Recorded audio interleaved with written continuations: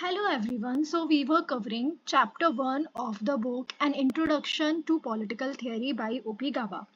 Okay, so हमने cover कर लिया था हमारा पार्ट 1 जहाँ पर हम समझ रहे थे कि व्हाट इज पॉलिटिकल, कि पॉलिटिकल का मीनिंग क्या है. Now we will go to the further chapter. आगे जाएंगे हम चैप्टर में और हम देखेंगे स्कोप. स्कोप किसका? पॉलिटिकल थियरी का. ठीक है, पॉलिटिकल थियरी का हम क्या देख रहे हैं? स्कोप देखेंगे. तो ये जो पॉलिटिकल थियरी है, देखिए किसी भी वर्ड का मीनिंग जानने से पहले समझने का कोशिश करिए कि भाई ये चीज है क्या. ठीक है, तो ये जो वर्ड पॉलिटिकल थियरी है, जब हमें वर्ड का मीनिंग समझना होता है, एक टर्म का मीनिंग समझना होता है, तो हम क्या कर सकते हैं, उसको सेग्रीगेट कर सकते हैं. And here it is already segregated. तो पॉलिटिकल का तो हमको मीनिंग पता चल गया. ठीक है, which is related to the common. ठीक है, जो सबसे रिलेटेड है वो. ठीक, थियरी का मीनिंग हम पता करते हैं. अगर हमें थियरी का मीनिंग पता मतलब समझ आ गया, तो हम पॉलिटिकल थियरी का मीनिंग जान जाएंगे होलसम. ठीक है, तो हम बात करते हैं थियरी की. तो यहाँ पर लिखा हुआ है theory stands for a systematic knowledge. Systematic knowledge यानी कि नॉलेज जो क्या हो, सिस्टमैटिक हो. सिस्टमैटिक इन द सेंस कि ऐसे नहीं है कि कहीं पर कैसे भी अरेंज हो, सिस्टमैटिकली अरेंज्ड नॉलेज हो. ठीक है, थियरी का मीनिंग ये हो गया. और जानने की कोशिश करते हैं. जब हम थियरी को और डीपली समझने का ट्राई करते हैं, तो हमें क्या मालूम पड़ता है कि जो वर्ड थियरी है वो कहाँ से आया है, कहाँ से ओरिजिनेट हुआ है. तो it has originated from the Greek word थ्योरिया. ठीक है, ग्रीक वर्ड थ्योरिया, ध्यान से सुनना है इस चीज को. ठीक है, तो ग्रीक वर्ड थ्योरिया से क्या आया है, जिसका मीनिंग है कंटेम्पलेटिंग, व्यूइंग और साइट. ठीक है, कंपेटिलेशन. ठीक है, एक तरीके से. तो व्हाट डज दिस मीन, यानी कि आप क्या कर रहे हो, डीपली रिफ्लेक्ट कर रहे हो. एक तरीके से देखा जाए तो मेंटल आउटलुक, आप अपने दिमाग में जाकर, ठीक है, आप समझने की कोशिश कर रहे हो. ठीक है, कि ये जो इंसिडेंट्स हो रहे हैं, आप बहुत सारे फैक्ट्स को इकट्ठा करते हो और उनको अरेंज करने की कोशिश करते हो. ये फाइंड आउट करने का कोशिश करते हो कि ये जो फैक्ट्स हैं इनके पीछे क्या रीजन हो सकता है. कोई इंसिडेंट हुआ, ठीक है, मान लीजिए घर पे चोरी हो गई. तो घर पे चोरी हो गई, अब पुलिस आती है, पुलिस मतलब पूरी तलाशी लेती है, सारी चीजें करती है, सब कुछ देखती है और एक थियरी बनाती है कि ऐसा हो सकता है कि जब घर पे कोई भी नहीं था तब चोर आए और चोरी करके चले गए. ठीक है, बट घर पे कोई नहीं था, ये चोरों को कैसे पता चला? तो इट मीन्स कि घर का कोई इंसान है जो उनके साथ इन्वॉल्व है. तो व्हाट इट इज थियरी, कि उन्होंने एक थियरी निकाली कि may be it might be someone from the family who is involve with the thieves. ठीक है, तो ये हो सकता है. अब ये प्योरली थियरी है एंड थियरी जो होती है वो प्रूवन नहीं है. ठीक है, तो ये क्या है, एक तरीके से सिस्टमैटिक नॉलेज है. तो उन्होंने फैक्ट्स देखे कि फैमिली बाहर गई थी, फैमिली में कोई नहीं था. ठीक है, घर खाली था, चोर आए और लूटपाट करके चले गए. बट वो जो उन्हें पता कैसे लगा, तो इस बेसिस पर उन्होंने क्या बना लिया, एक थियरी बना लिया. तो थियरी को अगर हम देखें तो एक तरीके से क्या होगा, you can write it down also, कि थियरी को हम कह सकते हैं कि सिस्टमैटिक एंड लॉजिकल एक्सप्लेनेशन है. ठीक है, सिस्टमैटिक यहाँ पर तो लिखा है, सिस्टमैटिक तो लिखा ही है, इसके साथ you can also right logical. ठीक है, क्या है, लॉजिकल. तो लॉजिकल क्या है, एक्सप्लेनेशन है ऑफ फिनोमिना. कोई फिनोमिना है, कोई इंसिडेंट है, कुछ हुआ है, उसका एक सिस्टमैटिक एंड लॉजिकल एक्सप्लेनेशन है, जो क्या क्या करती है, जो कि हमें मदद करती है. That helps us to understand, interpret and analyse it.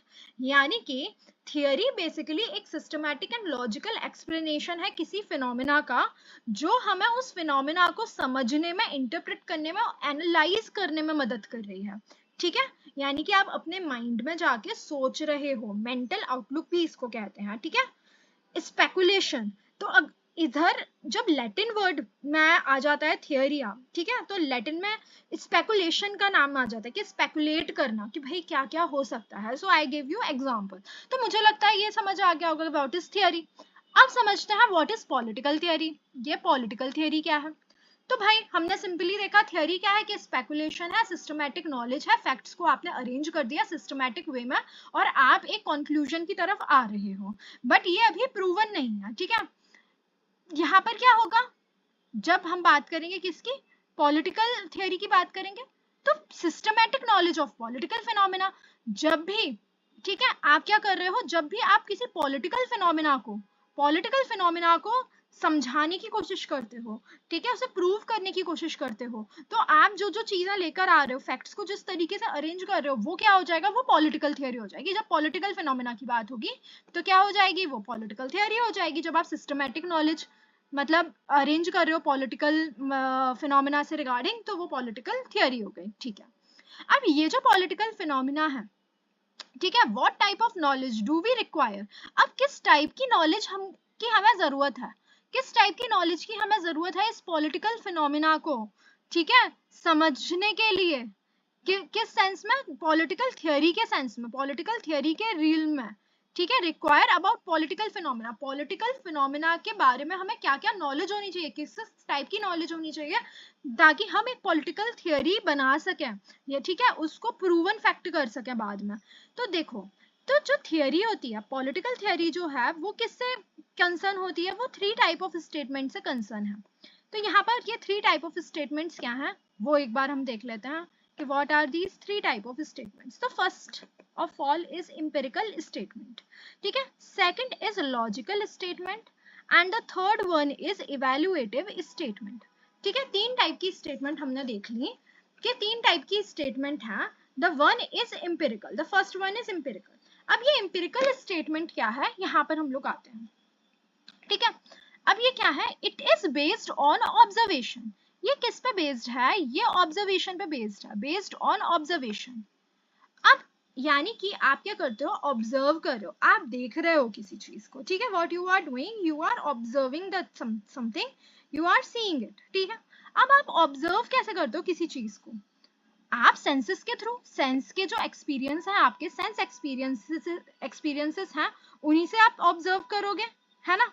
ये कौन कौन से, यानी कि नॉलेज, बात हो रही थी कि किस टाइप की नॉलेज की हमें जरूरत है, तो इंपिरिकल स्टेटमेंट में इंपिरिकल नॉलेज आ जाएगी, ऐसी नॉलेज जो आप ऑब्जर्वेशन के थ्रू गेन कर रहे हो, ठीक है, ऐसी नॉलेज जिसको आप कैसे गेन कर रहे हो, ऑब्जर्वेशन के थ्रू गेन कर रहे हो, एविडेंसेस के थ्रू, एक्सपीरियंस के थ्रू, अपने एक्सपीरियंस। अब ये कैसे, सेंस एक्सपीरियंस के थ्रू, ये एक्सपीरियंस कैसे आएगा आपको, कैसे आएगा ये एक्सपीरियंस आपको, सेंस एक्सपीरियंस से आएगा। जैसे सेंस एक्सपीरियंस यानी कि जो हम हिंदी में बोलते हैं इंद्रियों से, तो साइट 5 सेंसेस होते हैं हमारे, देखकर, ठीक है, साउंड सुनकर, स्मेल सूंघकर, ठीक है, टेस्ट करके किसी चीज को, एंड टच करके, ठीक है। आई डोंट थिंक सो मुझे ये बहुत डिटेल में समझाने की जरूरत है, समझ आ गया होगा। ऑफ ए कॉन्क्रीट फिनोमेना, कोई कॉन्क्रीट फिनोमेना है, जो फिनोमेना हमें दिखाई दे रहा है, उसको मतलब यानी कि ऐसा फिनोमेना, ऐसी चीज है जो हमें दिखाई दे रही है बेसिकली, ठीक है, तो ऑब्जर्वेशन के थ्रू आप देख रहे हो। जैसे एग्जांपल्स ले लेते हैं, चलिए, ठीक है, सॉरी, पहले इससे पहले देख लेते हैं कि ये क्या बता रहा है हमें, व्हाट इज, ये बता रहा है व्हाट इज क्या है, ठीक है। एग्जांपल देख लेते हैं, जैसे India is a parliamentary system, India जो है हमारी, वो क्या है, पार्लियामेंट्री सिस्टम है, ठीक है। ये किस तरीके से हमने बताया, ऑब्जर्वेशन के थ्रू, भाई पार्लियामेंट है, ठीक है, उसके अंदर लोकसभा है, राज्यसभा है, एमपीज हैं, ठीक है, प्रेसिडेंट है, तो समझ आ रहा है ये तो पार्लियामेंट्री सिस्टम है। ऑब्जर्व कर रहे हो ना, ये चीज तो तुम देख पा रहे हो ना भाई, ये चीज तो देख पा रहे हो, है ना। अब चलो सेकंड पे आते हैं, हमारा सेकंड हमारा है लॉजिकल स्टेटमेंट, ठीक है। लॉजिकल स्टेटमेंट क्या होगा, which is based on reason, ऐसी नॉलेज जो किस पे बेस्ड है, रीजन पे बेस्ड है, ऐसी नॉलेज जो हमारे रीजन पे बेस्ड है, जो नॉलेज लॉजिकल है। पहला हमने देखा था इंपिरिकल स्टेटमेंट, जो किस पे बेस्ड है, ऐसी नॉलेज जो ऑब्जर्वेशन पे बेस्ड है, एंड ऑब्जर्वेशन हम किसके थ्रू करते हैं, सेंस एक्सपीरियंसेस के थ्रू करते हैं। फिर सेकंड है हमारा लॉजिकल स्टेटमेंट, जो किस पे बेस्ड है, जो बेस्ड है हमारे रीजन पे, ठीक है, जो बेस्ड है लॉजिक पे। जैसे 2 + 2 = 4, ठीक है, 2 + 2 4 होगा, ये क्या, ये लॉजिक है, ठीक है। जैसे अगर मान लो अपन सोच लें कि जो सारे सिटीजन्स हैं, ठीक है, जो वोट करते हैं वो 18+ होते हैं, ठीक है, all citizens above 18 years can vote, ठीक है, वो वोट कर सकते हैं जितने भी सिटीजन्स हैं, ठीक है। फिर दूसरा स्टेटमेंट मैंने बोला, और जो रिया है वो 20 साल की है, इट मीन्स रिया वोट कर सकती है ना, रिया क्या कर सकती है, वोट कर सकती है। ये हो गया लॉजिकल चीज ना। अगर तुमसे कोई पूछे, ठीक है, कि भाई तुम्हारी जो मदर है वो वोट कर सकती है या नहीं कर सकती है, और तुम्हारी मदर इनफैक्ट मतलब लॉजिकल चीज है कि 18+ है ना, तभी तो मदर है, तो वो वोट कर सकते हैं, बिकॉज कंट्री के अंदर जो भी 18+ है वो वोट कर सकता है। तो this is logical thing. Third आता है हमारा इवेल्युएटिव स्टेटमेंट। इवेल्युएटिव स्टेटमेंट क्या होता है, ठीक है, ऐसी knowledge which is based on, किस पे बेस्ड है, ऐसी नॉलेज जो किस पे बेस्ड है, वैल्यू जजमेंट पे, वैल्यू जजमेंट पे बेस्ड है। व्हाट इज वैल्यू, ये वैल्यू चीज क्या है भाई, हमने देखा कि वैल्यू जजमेंट पे बेस्ड है, तो वैल्यू क्या है, देखो वैल्यू क्या है हमारा बेसिकली, कि हम इसको कह सकते हैं कि हमारे बिलीफ एक तरीके का, जैसे वैल्यू को ऐसे समझने की कोशिश करो, जैसे मान लो एक पर्सन है जो भूखा मर जाएगा, बट उसकी वैल्यू ये है कि वो कभी चोरी नहीं करेगा, वो चोरी करके नहीं खाएगा, वो मांग के नहीं खाएगा, वो भूखा मर जाएगा, दिस इज हिज वैल्यू। ठीक है, आपकी वैल्यू क्या है, आप क्या वैल्यू होल्ड करते हो, ठीक है, वो वाला वैल्यू नहीं कि मेरी बहुत वैल्यू है और मैं ना मतलब मेरे बिना घर में कोई खाना नहीं खाता, ये वैल्यू की बात नहीं हो रही यहाँ पर।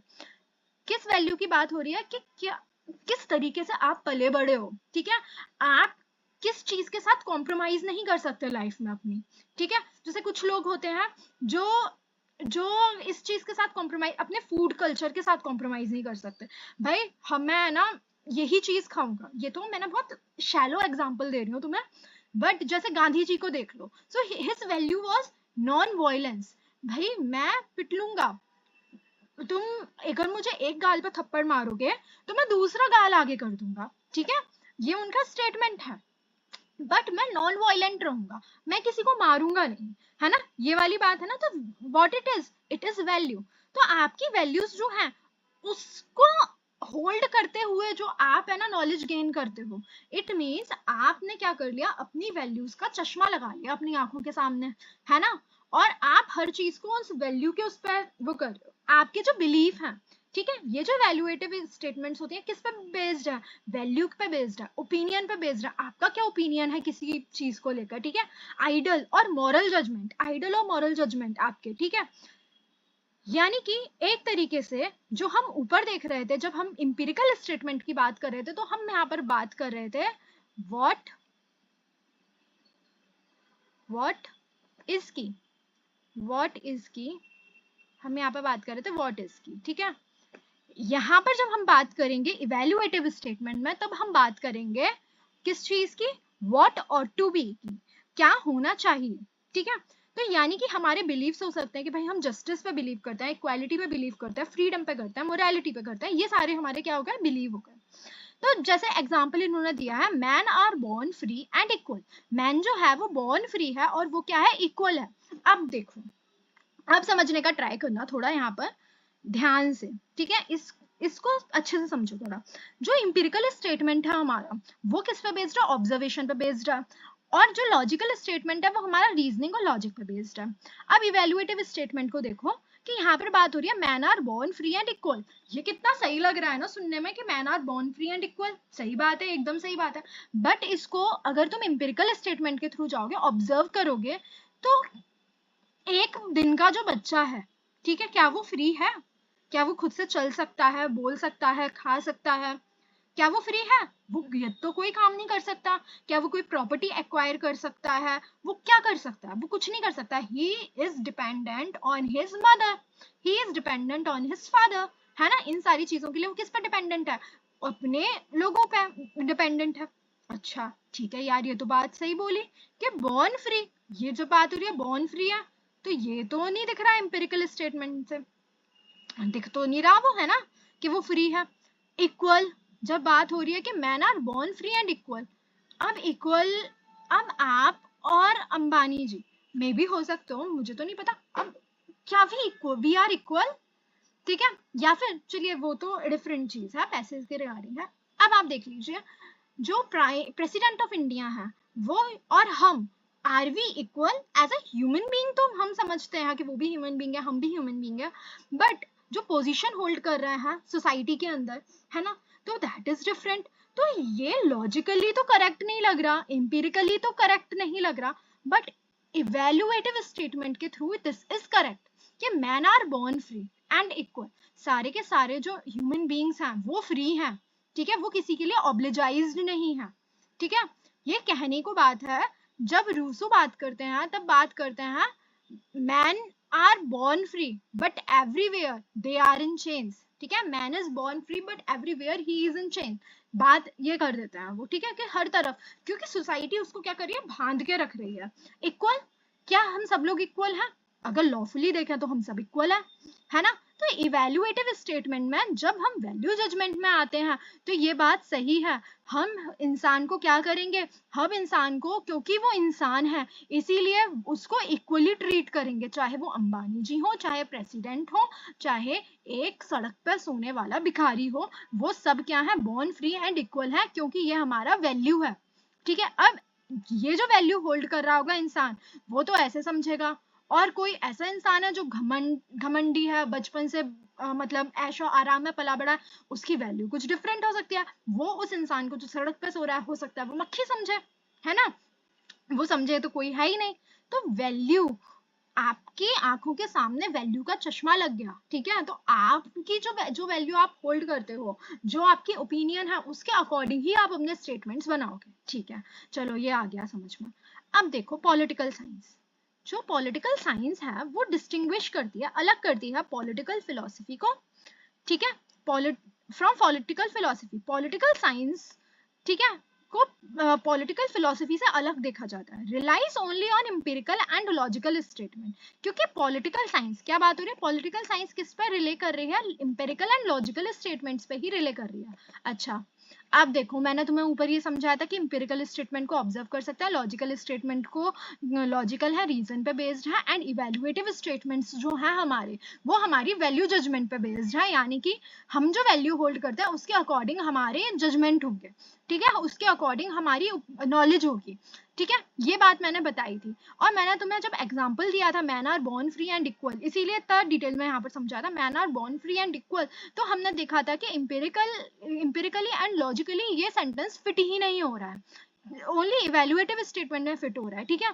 तो जब हम पॉलिटिकल साइंस को डिफरेंट डिस्टिंग्विश करते हैं पॉलिटिकल फिलॉसफी से, तो पॉलिटिकल साइंस किस पे डिपेंड हो जाता है, पॉलिटिकल साइंस प्योरली डिपेंड हो जाता है एम्पिरिकल स्टेटमेंट्स पे एंड लॉजिकल स्टेटमेंट पे, क्योंकि ये जो स्टेटमेंट्स हैं, ये स्टेटमेंट्स क्या होती हैं, करेक्ट ऑब्जर्वेशन होती है, एकदम करेक्ट ऑब्जर्वेशन होती है, करेक्ट रीजन होता है इसमें, एकदम क्या होता है, करेक्ट रीजनिंग होती है, किसके थ्रू, बाय डिफरेंट पीपल, यानी कि अगर different people and would lead to similar conclusion, और ये क्या लेकर आएगी, सिमिलर कंक्लूजन की तरफ तुमको लेकर आएगी।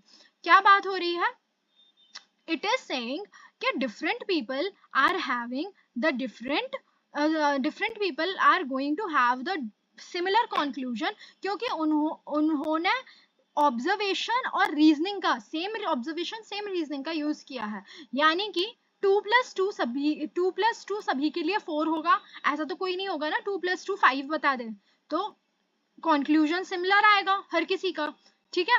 एम्पिरिकल स्टेटमेंट में भी जब आप ऑब्जर्व करोगे, ठीक है, जब आप ऑब्जर्व करोगे कि भाई इंडिया जो है वो पार्लियामेंट्री फॉर्म ऑफ गवर्नमेंट है इंडिया के अंदर, तो सब लोग यही देख रहे हैं कि इंडिया के अंदर पार्लियामेंट है, इंडिया के अंदर प्रेसिडेंट है, तो वो क्या बोलेंगे, हाँ भाई सबके लिए सिमिलर होगा, तो कंक्लूजन, तो डिफरेंट पीपल कहीं के भी वर्ल्ड लेवल पे तुम किसी को भी उठा लो, कितने भी डिफरेंट पीपल को उठा लो, उनका जो ऑब्जर्वेशन होगा, उनकी जो रीजनिंग होगी, उसका सिमिलर ही कंक्लूजन आएगा, ठीक है। बट जब हम बात करते हैं किसमें, hence empirical and logical statements are capable of verification, इसीलिए हम उनको क्या कर सकते हैं, वेरीफाई कर सकते हैं, क्रॉस चेक कर सकते हैं, ठीक है, वेरीफाई हो जाएंगे वो। बट दूसरी ही तरफ जब हम देखते हैं इवैल्यूएटिव स्टेटमेंट की तरह, तो वो किस पे बेस्ड है, इंडिविजुअल और ग्रुप प्रेफरेंसेस पे बेस्ड है। कोई इंडिविजुअल हो सकता है जिसकी बहुत अच्छा वैल्यू सिस्टम है, वो इस तरीके से देखें man are born free and equal, और कोई इंडिविजुअल ऐसा हो सकता है जो क्रिमिनल है, वो ये समझ रहा है कि भाई मैं ही हूँ जो कुछ हूँ, बाकी तो कोई है ही नहीं कुछ, है ना। तो ये डिफर करता है फ्रॉम इंडिविजुअल टू इंडिविजुअल और ग्रुप टू ग्रुप, यहाँ पर individual to individual and group to group vary करेगा, इसीलिए जो नॉलेज भी होगी वो जब कंक्लूजन निकलेगा तो क्या हो जाएगा, कंक्लूजन डिफरेंट लोगों के अकॉर्डिंग डिफरेंट हो जाएगा। जैसे मान लीजिए अभी क्या है, प्रोटेस्ट हुआ, ठीक है, सीजेपी ने प्रोटेस्ट किया, तो different people are giving their different opinion. According to some people the protest was for the good reason and according to other people they are anti national, ठीक है। ये प्रोटेस्ट सही नहीं था। अगर हम as a political science student सारी चीजों को सेपरेट करके देखें तो भी हम अगर देखेंगे कि सिर्फ रेजिग्नेशन ले लेने से क्या रिफॉर्म्स हो रहे हैं, तो for some people it is like it is accountability and for some people it is like सिर्फ resignation will not give you the reforms, ठीक है, वो सिस्टम को, पेपर लीक को नहीं रोकेगा।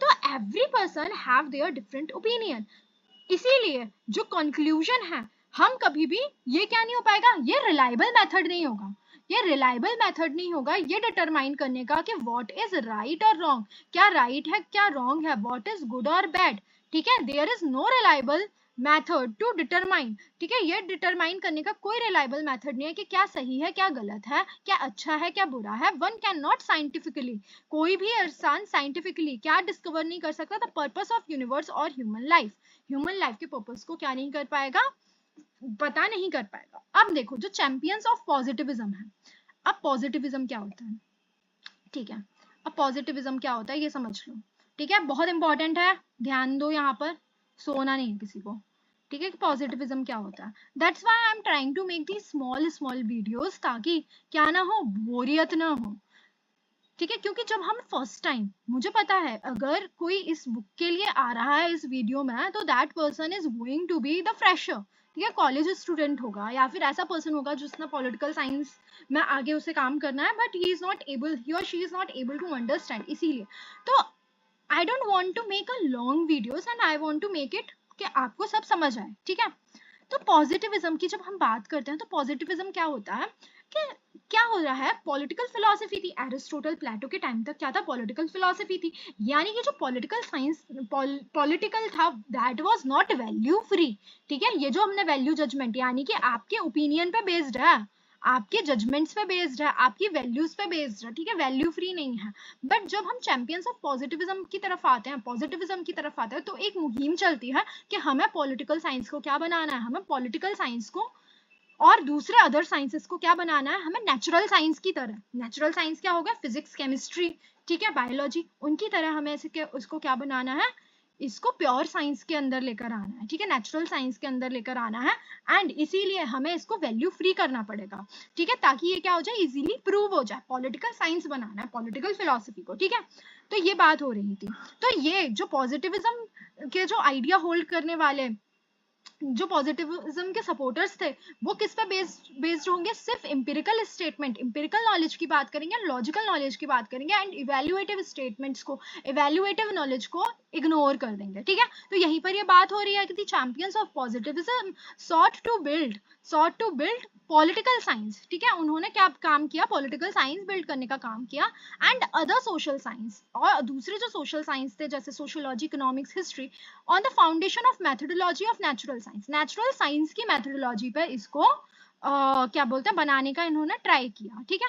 Then the exponents of logical positivism, जो logical positivism है उसके जो एक्सपोनेंट्स हैं, उन्होंने क्या किया, argued that evaluative statements have no empirical content, जो इवैल्यूएटिव स्टेटमेंट है उसके अंदर कोई भी एम्पिरिकल एंड लॉजिकल स्ट्रक्चर नहीं है, इसीलिए क्या क्या नहीं होगा, इसीलिए वो वेरीफाई नहीं हो पाएगा, हम कभी कंक्लूजन पे पहुंच ही नहीं पाएंगे क्या सही है क्या गलत है, ठीक है। They are the expressions of subjective reflection और इमोशनल रिफ्लेक्शन, वो सब्जेक्टिव है, पर्सन टू पर्सन डिफर करेगा, ठीक है, क्या डिफर करेगा, जो हमारा एम्पिरिकल जो सॉरी इवैल्यूएटिव स्टेटमेंट्स जो है वो क्या करेंगे, वो किस पे बेस्ड है, हमारे सब्जेक्टिव रिफ्लेक्शन है, ठीक है, they are expressions of subjective reflection, यानी कि person to person it is different, and emotional है, लॉजिकल नहीं है।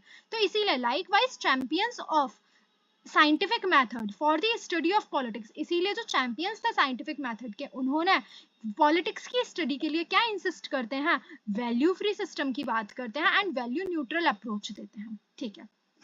समझते हैं हम, चलिए पॉलिटिकल फिलॉसफी क्या होता है। पॉलिटिकल फिलोसफी शॉर्ट में देख लेते हैं। ये ब्रांच है of learning what is primarily concerned with moral and substantive dimensions of politics. ठीक है, ये किस पे बेस्ड है? प्राइमरी इसका कंसर्न जो है वो मॉरल एंड सब्सटेंटिव डायमेंशन को देखना है पॉलिटिकल साइंस के, that what is morally correct. एक तरीके से व्हाट ऑट टू बी की बात हो रही है। देखो व्हाट इज कि भाई इंडिया पार्लियामेंट्री सिस्टम है, दूसरा what ought to be, India को पार्लियामेंट्री सिस्टम होना चाहिए या नहीं होना चाहिए, इंडिया के अंदर डायरेक्ट डेमोक्रेसी होनी चाहिए, इनडायरेक्ट डेमोक्रेसी होनी चाहिए, इंडिया के अंदर क्या ये अच्छा है इंडिया के लिए, इस तरीके की बात हो रही है। यहाँ पर क्या central problem includes the pursuit of good life. यहाँ पर सेंट्रल प्रॉब्लम क्या है कि हमको क्या करना है, गुड लाइफ की तरफ जाना है, गुड लाइफ को ढूंढना है। ठीक है, questions pertaining to norms and values, norms and values पे बेस्ड है ये। ठीक है, गुड एंड इविल पे बेस्ड है, सही गलत पे बेस्ड है। ठीक है, वर्च्यू एंड वाइस पे बेस्ड है कि भाई हमारा वर्च्यू क्या है, वर्च्यू क्या होता है, मॉरली एक्सीलेंट बिहेवियर। ठीक है, बहुत अच्छा बिहेवियर होना। मीन्स एंड एंड पे है, आपका मीन्स क्या है, मीन्स आप कैसा रास्ता चूज करते हो और आप कैसे एंड पे पहुंचते हो या नहीं पहुंचते।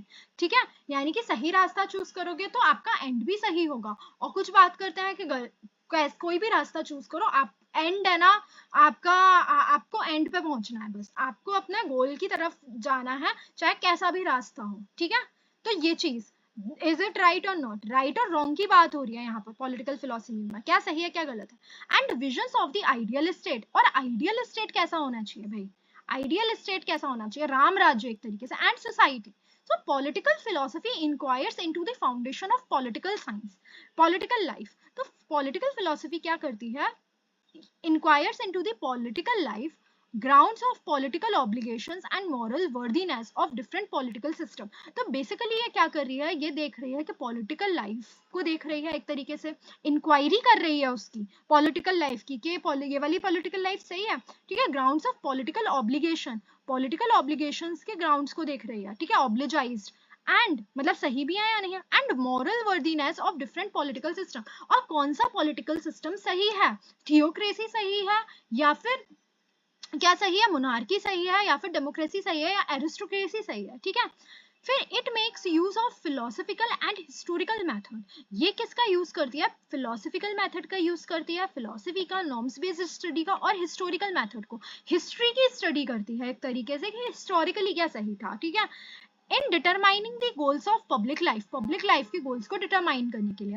And a major part of political philosophy, और क्या है, एक मेजर पार्ट है किसका, पॉलिटिकल फिलोसफी का, coincides with moral and social philosophy, किससे कोइंसाइड कर रही है, मॉरल एंड सोशल फिलोसफी पर। तो basically what is political philosophy, it is basically the moral and, मतलब आप अपने क्या कर रहे हो, वैल्यूज को फॉलो कर रहे हो, तब ये क्या हो जाएगा, ये हमारा निकल के आ जाएगा पॉलिटिकल फिलोसफी। अब हम देखते हैं, आई गेस हमको नेक्स्ट पार्ट में कवर करना चाहिए या फिर अभी देख लेते हैं। ठीक है, जितना हो पाएगा, जहां पर मुझे लगेगा कि बहुत ओवर जा रहा है, you will not be able to understand, तो हम रुक जाएंगे। तो पॉजिटिविज्म को एक बार देख लेते हैं क्योंकि हमने पहले देख ही लिया है। A view that relies on scientific method, मैंने बताया है तुम लोगों को, तुम्हें समझ आ जाएगा। जो व्यू किस पर रिलाई कर रहा है, साइंटिफिक मेथड पर रिलाई कर रहे हैं, only source of true knowledge, जो ये बिलीव कर रहा है कि जो साइंटिफिक मेथड्स हैं, जो साइंटिफिक मेथड्स को यूज करके हम नॉलेज लेकर आते हैं, वही नॉलेज क्या है, वो ही ट्रू नॉलेज है, यानी कि साइंटिफिक मेथड से ही हमको ट्रू नॉलेज मिलेगी। ठीक है, इट रिजेक्ट्स सुपरस्टिशन, ये क्या करता है, अंधविश्वास को रिजेक्ट करता है, रिलीजन को रिजेक्ट करता है, मेटाफिजिक्स को, and metaphysics as pre scientific form of thought, वो pre scientific form of thought है। ठीक है, it holds that knowledge is ultimately based on sense experience, ये क्या बात कर रहा है कि जो नॉलेज है वो किस पे बेस्ड है, सेंस एक्सपीरियंस पे बेस्ड है। अभी हमने देखा था एम्पिरिकल नॉलेज में जब बात हो रही थी, that is the experience gain through sight, ठीक है, sound and smell, taste and touch, जिससे आ रही है। Hence the method used in the natural science, इसीलिए ये जो मेथड है इसको नेचुरल साइंस में क्या किया है, यूज किया है, must be adopted for any genuine inquiry in the field of social science. ये क्या करता है, ये जो मेथड है इसको अडॉप्ट करता है इन जेन्युइन इंक्वायरी के लिए सोशल साइंस के फील्ड में। ठीक है, चलिए आई गेस हमें अब नेक्स्ट पार्ट में कवर करना चाहिए हमारी जो मतलब आगे का चैप्टर है। ओके